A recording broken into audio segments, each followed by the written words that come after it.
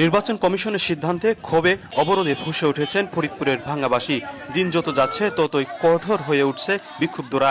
জনভোগান্তির পাশাপাশি প্রখর রোদে পুড়ছেন তারা, তবুও যেন মন গলছে না নির্বাচন কমিশনারের। প্রধান উপদেষ্টা মহোদয়কে বলতে চাই যে আমরা ফরিদপুর ভাঙ্গা উপজেলার মানুষ, শান্তিপ্রিয় মানুষ, আমরা শান্তিতেই ছিলাম, কিন্তু আমাদের প্রতি একটা অন্যায় হয়েছে, যে অন্যায় কোনোভাবেই মেনে নেওয়া যায় না।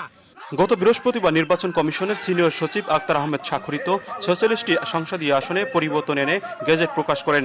গেজেট অনুযায়ী ফরিদপুর ৪ আসনের অন্তর্গত ভাঙ্গা উপজেলার আলগী ও হামিরদী ইউনিয়ন পার্শ্ববর্তী ফরিদপুর ২ সংসদীয় আসনের সাথে জুড়ে দেওয়া হয়। এরপরেই ইউনিয়ন দুটি ফিরিয়ে দেওয়ার দাবিতে ক্ষোভে ফুঁসে উঠে দুটি মহাসড়ক সহ এক্সপ্রেসওয়ে অবরোধ শুরু করেছেন। আর উনি যদি এইটা না করে, যতদিন না করে 1 মাসের 2 মাস 6 মাস তাই আমরা করে যাবই। এর মধ্যে গত ৭ সেপ্টেম্বর আগারগাঁওয়ে নির্বাচন ভবনে সাংবাদিকদের এক প্রশ্নের জবাবে নির্বাচন কমিশনার বলেন, আইন অনুযায়ী কোনো আদালত বা কর্তৃপক্ষের কাছে প্রশ্ন তোলার সুযোগ নেই। বিক্ষোভ আন্দোলন করেও কোনো লাভ হবে না। এরপরেই বিক্ষুব্ধ এলাকাবাসী আরও ক্ষুব্ধ হয়ে উঠেছেন। তারা তৃতীয় দিনের অবরোধ শেষে অনির্দিষ্টকালের জন্য অবরোধের ঘোষণা দিয়েছেন। দক্ষিণবঙ্গের চলাচল বঙ্গের ২১ চলাফেরা বাংলার উপর দিয়ে চিরকালের জন্য বন্ধ করে দেব। আগামীকাল থেকে রেলপথ বন্ধ থাকবে।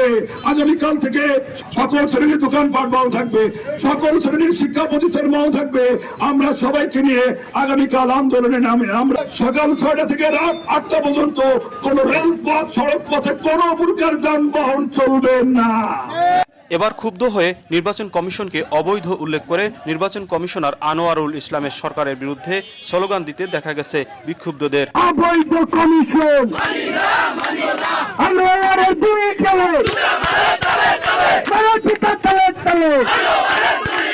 আনোয়ারের দুই গেলে ভারতীয় তালে তালে আনোয়ারের চামড়া তুলে দেব আমরা।